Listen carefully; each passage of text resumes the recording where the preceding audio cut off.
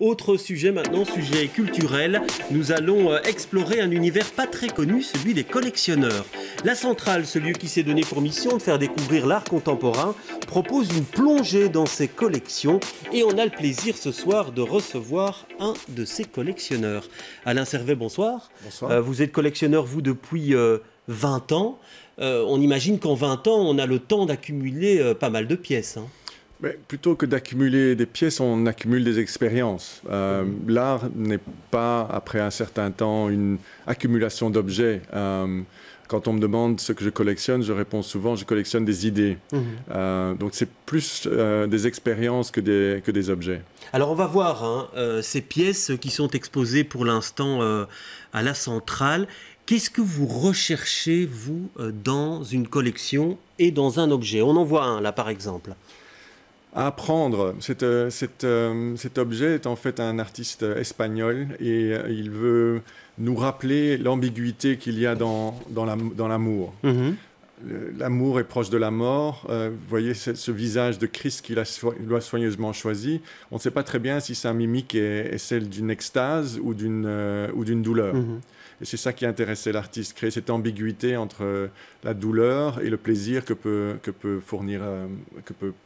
vous fournir l'amour. Alors on va voir maintenant là, une deuxième pièce que vous exposez également. Alors expliquez-nous ça, pourquoi elle vous a séduite celle-là? Il s'agit d'un artiste African-American, donc un noir, comme on les appelle chez nous en tout cas, et qui a voulu faire une fusion entre son héritage africain et sa réalité américaine, mélangée de danse et de mode. Et il a réussi à faire cette fusion et c'est un des sujets qui nous intéresse dans la collection, c'est cet aspect des minorités dans les différents pays et dans les différentes sociétés en général. Et à ceux qui ont du mal à comprendre en voyant cette œuvre, le sens qu'elle a, qu'avez-vous envie de leur dire? Que la base de l'art sous toutes ses formes, et c'est plutôt de l'art contemporain que de l'art ancien. L'art contemporain, par sa définition, c'est se découvrir et découvrir de nouvelles choses. L'art ancien, c'est quelque chose qui a été acquis, qui a été passé à la moulinette de l'histoire. Et donc, je dirais que c'est la curiosité. C'est d'évoquer la curiosité et la question. Si vous êtes réticent à la question, ne vous approchez pas trop de l'art contemporain. Mais c'est un très bon exercice. Alors, on va voir toutes les autres pièces qui sont exposées à la Centrale. On va voir quelques images maintenant. Alors, pour vous, vous me le disiez en préparant cette émission, il n'y a pas de virus familial. Ce n'est pas une histoire de famille. Et pourtant, la collection, vous l'appelez Famille Servet. Parce que, effectivement, elle n'aurait pas été possible sans le concours de toute la famille. C'est vrai que le virus, c'est moi qui l'a frappé, mais il s'est étendu au reste de la famille, comme souvent dans l'art. Mon père m'a beaucoup soutenu et mes filles sont finalement celles qui prendront la suite ou qui décideront de démanteler cette collection. Et donc, on le voit, des pièces très diverses qui sont exposées. C'est un tout petit monde, le monde des collectionneurs? C'est plutôt un petit monde des gens qui sont curieux. Dans le monde d'aujourd'hui, on a tendance souvent à être pris dans une routine et répéter les mêmes actions, les mêmes pensées continuellement. Et finalement, c'est cette envie d'être dérangé. C'est parfois cette remarque de gens qui visitent la collection et qui disent « J'aime beaucoup votre collection, mais je ne pourrais pas vivre avec ». Et c'est ça un petit peu le problème. La question, c'est est-ce que vous acceptez, vous, d'être dérangé? Et vous vivez avec? Il y en a partout chez vous de ces œuvres? Il y en a partout, mais avec modération. C'est-à-dire que je préfère les changer régulièrement plutôt que les entasser. Parce que je crois que ces œuvres d'art méritent de l'espace. Et donc, il y a continuellement chez vous une envie que cette collection continue à vivre, soit augmentée. Donc, vous continuez à visiter énormément de galeries. Nous visitons beaucoup d'espaces, beaucoup de villes à l'étranger, parce que l'art contemporain est mondial. On a tendance à dire que le meilleur art se trouve dans des endroits de conflit et de tension.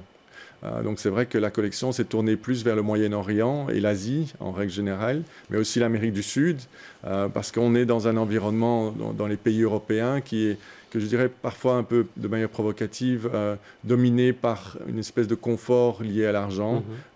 Et donc il est intéressant d'écouter des voix différentes. Et là, il y a une volonté, les montrer aujourd'hui, c'est une volonté de ne pas les garder uniquement pour vous? Je ne pense pas qu'on soit propriétaire de l'art. Je pense qu'on en est dépositaire. Et avec cet aspect de dépositaire, on a une responsabilité de le partager. Et c'est ça qui est intéressant. Je ne suis pas seul, je ne suis qu'un représentant des 11 collectionneurs qui sont présents à la centrale. Et chacun d'entre eux a ce plaisir de partager.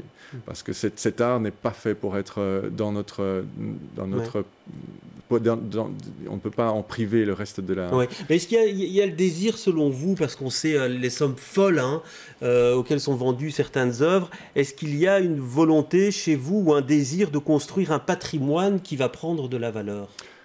Je ne pense pas qu'on peut, en art contemporain, ce ne serait pas le bon endroit de le faire. Si vous voulez réellement jouer les tendances, aller en Basquiat, Warhol, Magritte, des choses comme ça, quand on s'approche d'artistes très jeunes, et il y a parfois, par exemple, dans l'exposition, dans les œuvres qui sont montrées de ma part, c'est une des premières œuvres que l'artiste a vendues. On ne peut pas savoir ce qu'il va devenir. Néanmoins, je prête quand même attention à le patrimoine que ça représente, parce que ce patrimoine va passer à mes enfants et c'est quand même une responsabilité de ma part de ne pas gaspiller ce patrimoine en choses vaines. Ouais. Et la place de Bruxelles en termes d'art contemporain, vous la situez où ? Je voyage à peu près dans 40 villes par an à travers le monde et je peux vous dire que nous sommes extrêmement gâtés et j'espère que les téléspectateurs s'en rendent compte et devraient sortir plus souvent pour le voir parce que nous avons vraiment beaucoup de chance. Nous avons vraiment une des scènes qui, de la base jusqu'au sommet, est une des plus actives. Je vous recommanderais d'aller visiter le Wills, le Beaux-Arts, mais aussi les galeries, les grandes, les petites, mais aussi les lieux d'espace d'art où on monte des jeunes artistes. La fin des études à la Cambre, il y a une offre extraordinaire. Et de cette exposition-ci, vous en attendez quoi ? C'était un plaisir. La demande est venue de la ville de Bruxelles. Pour moi, ça pourrait être... je voyais un commentaire d'un journaliste de Guy Duplat sur Twitter qui disait, au fond, est-ce que ce n'est pas la base du musée d'art contemporain de Bruxelles ? Effectivement, on est dans une période de grande réflexion de l'art contemporain à Bruxelles avec le Citroën.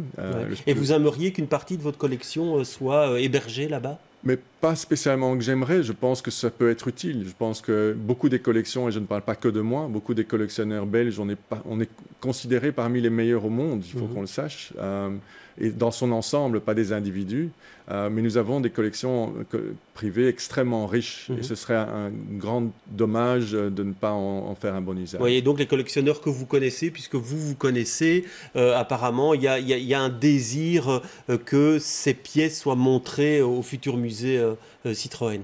Nous avons cette chance que ce soit une communauté qui soit non compétitive. C'est une grande solidarité, des échanges d'idées, d'informations, d'initiatives. Quand on a des visiteurs étrangers, on partage, parce que venir pour nous-mêmes, c'est un peu limité. Je n'ai pas un souhait. Le projet du Pompidou Citroën va évoluer sous la direction d'Yves Goldstein.